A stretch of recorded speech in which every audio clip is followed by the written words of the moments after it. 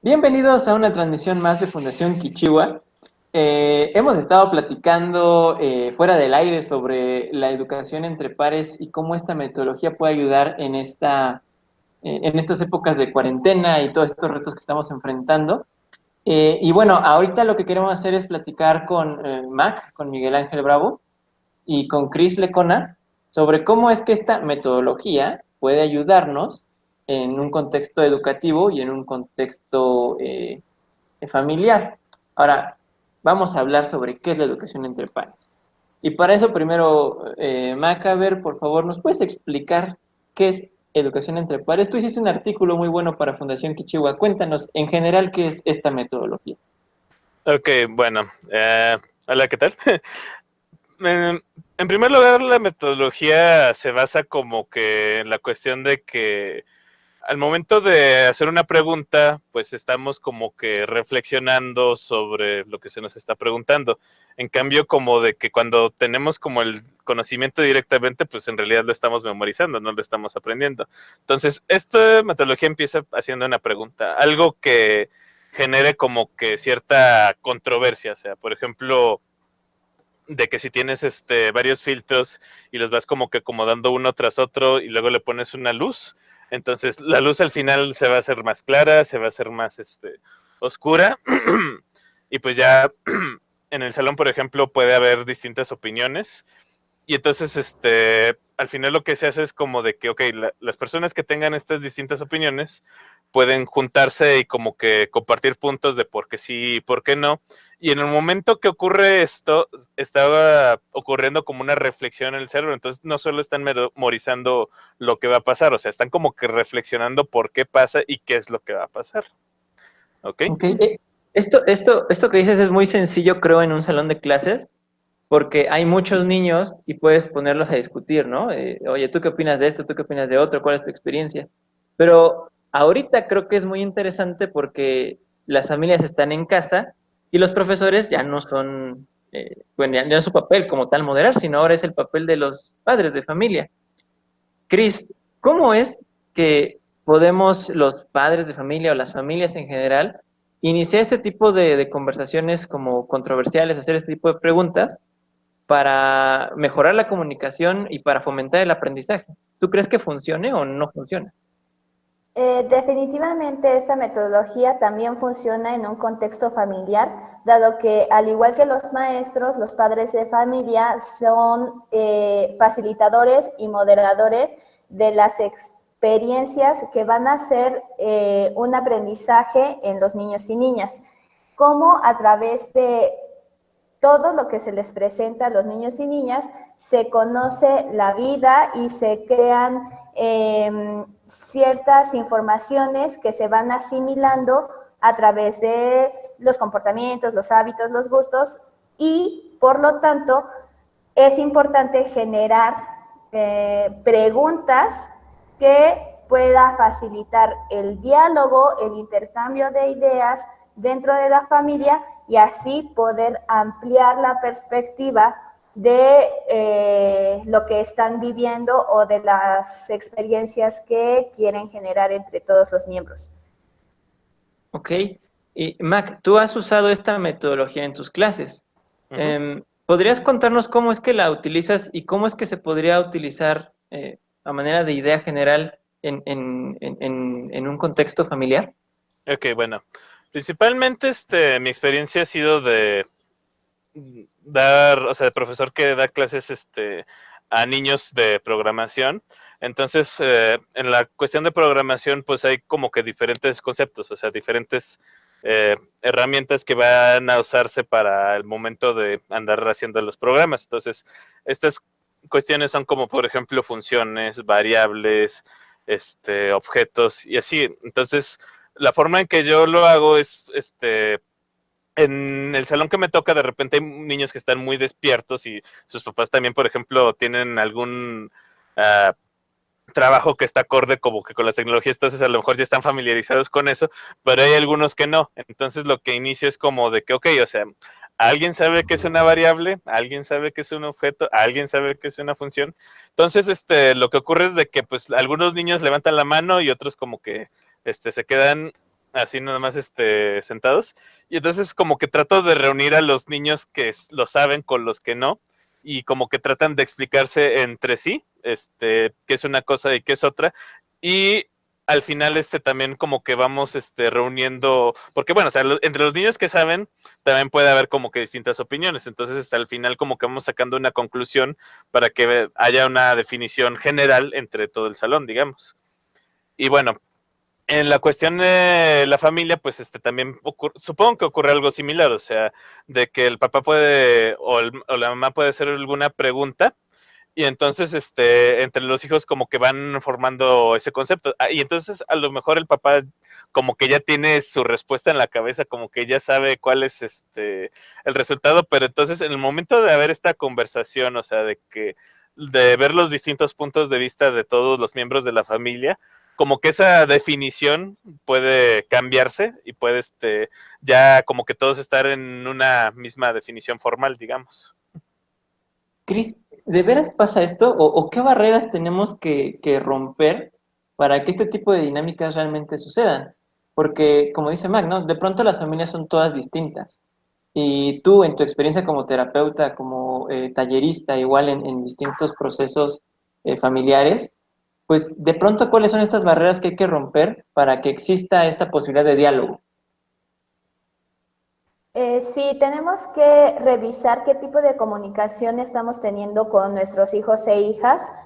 Si es una comunicación y una educación totalmente autoritaria, donde yo, papá, lo que sé, eso es lo correcto y eso es lo que vas a hacer, en donde no se fomenta el intercambio de ideas, el razonamiento del por qué, del para qué, me estás pidiendo que yo haga tal o cual cosa como hijo e hija, o si estamos teniendo y fomentando una educación más democrática donde estamos interesados en conocer la experiencia, los pensamientos, los sentimientos que están viviendo cada miembro de la familia y poder así reconocerlos y tener la responsabilidad de manejarlos o de cambiarlos para poder resolver los desafíos que como familia viven y así tener un aprendizaje pues de las experiencias que vamos teniendo en la vida. Y más ahorita, ¿no? Que los padres se están volviendo como facilitadores del conocimiento de sus hijos. Totalmente. Y Mac, ahorita también está esta cuestión de la educación en línea y algunos chicos están teniendo clases por Zoom, como las reuniones que de pronto nosotros tenemos, o están viendo un programa de televisión y están haciendo su bitácora de evidencias. Am, ¿Cómo es que podría funcionar esta metodología o pierde su relevancia en estos contextos? ¿O qué es lo que tendría que tener un profesor para realmente aplicarla en estos momentos? Ok, bueno, obviamente hacer el diálogo como que directo pues puede ocurrir, por ejemplo, si se da la clase en Zoom, pues es como algo muy similar a lo que sería la clase física, o sea, de que el profesor hace la pregunta y entonces de repente pues los alumnos levantan la mano en el programita en el Zoom y pues ya cada quien da su opinión al respecto. Esto de repente es medio complicado porque pues sí, o sea, cuando estás en forma física sí es muy fácil hacer una conversación, por ejemplo, entre los pares, o sea, entre varias personas en el salón. Pero pues obviamente en este caso no se podría porque pues todos están en la misma sala y pues todos se escuchan a todos, entonces es medio más complicado. Yo lo que siento que funcionaría mejor en esos casos es más bien hacer como una especie de foro. O sea, no tanto que sea como físicamente hablando, o sea, más bien de que el profesor pone una pregunta, no sé, hay algunas plataformas escolares que ya tienen esta función del foro, por ejemplo, Blackboard tiene el discussion board, o si no, igual puede ser como en un grupo de Facebook, se pone la pregunta y ya cada quien como que contesta, o sea, eso también funciona, porque entonces está la pregunta controversial, está una respuesta de alguien y entonces como que se le puede hacer una respuesta a la respuesta y ahí empieza una conversación, digamos.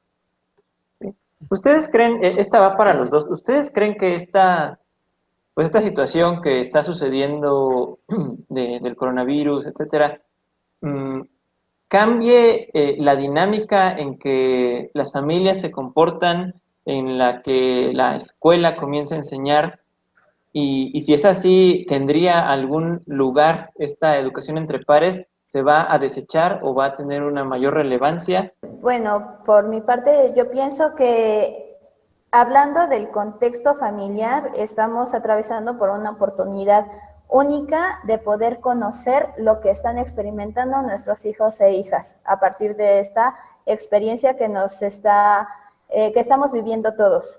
Entonces, esta educación entre pares nos ayuda a tener una comunicación más abierta, más empática entre los miembros de la familia y así poder asumir este reto, asumir los retos que como familia tienen y poder pensar en diferentes respuestas que a lo mejor todavía no hemos encontrado o no hemos dado, porque a partir de que se genera ese intercambio de ideas, seguramente crecen más las opciones que podemos tomar para solucionar conflictos o para reaccionar ante esta realidad que estamos viviendo. Entonces, me parece que es una muy buena oportunidad de llevarla a la práctica de manera consciente. O sea, si bien ya se hacía a lo mejor dentro de la familia, ahora es la oportunidad de hacerlo de manera consciente para conocer realmente quién está de fondo en cada miembro de la familia y cómo sus talentos pueden favorecer a nuestra familia. Ok. Bueno, por mi parte, por la cuestión docente, pues es interesante, o sea, esto porque la educación entre pares es, pues, en primer lugar presencial, o sea, en realidad no está siendo tan implementado de forma virtual, pero yo siento que en el momento que se dé como ese punto, o sea, de que sí haya una educación entre pares funcional virtual, va a tener una repercusión interesante porque eso significa que puedes como aprender de cualquier otra persona fuera, o sea, no solo gente que esté en el salón de clases. Y lo que ayuda mucho para este tipo de aprendizaje es opiniones diversas, o sea, entre más extrañas y más diversas sean las opiniones, como que se nutre más ese conocimiento que se genera. Entonces, yo me imagino que pudiera ser de que, ok, o sea, a lo mejor no solo es entre el salón de clases, a lo mejor es entre otras escuelas, a lo mejor es entre, no sé, a lo mejor entre otras familias, y entonces así como que se diversifica mucho más las opiniones, se diversifican mucho más esos conocimientos y entonces pues ya se llega a una conclusión, a un resultado mucho más relevante. Ok. Sí, seguramente va a ser interesante ver cómo es que se aplica esto, como dices, con más personas en otros sitios, y pues que realmente herramientas como foros o otro tipo de tecnologías nos permitan entender, comprender mejor, interactuar mejor con otras personas. Cris, antes de terminar esto, nos preguntan que cómo funciona esto entre los hermanos.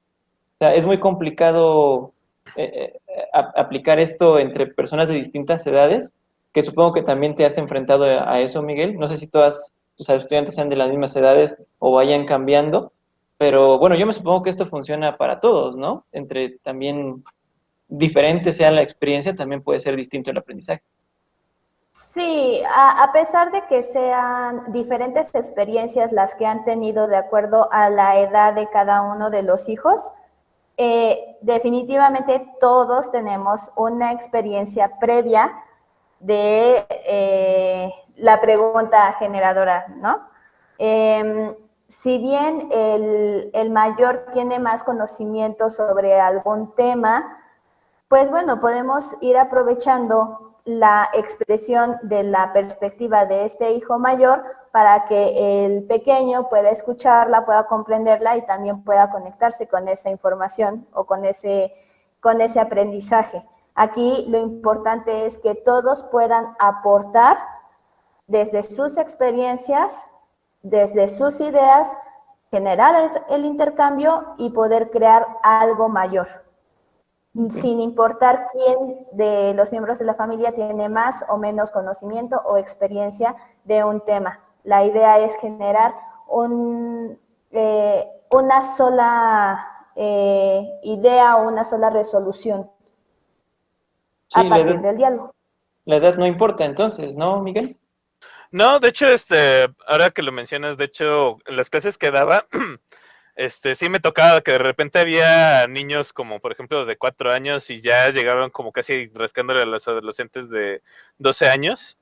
Y pues, de hecho es interesante porque como que ves la brecha generacional, o sea, de que los niños ven las cosas de una forma y los adolescentes ven las cosas de otra forma, pero eso como que ayuda también a esa diversificación de las ideas, o sea, como que en el momento que lo ven distinto, pues entonces ya pueden como comentar acerca de eso, o sea, si lo vieran igual, pues no habría conversación, simplemente estarían de acuerdo y ya.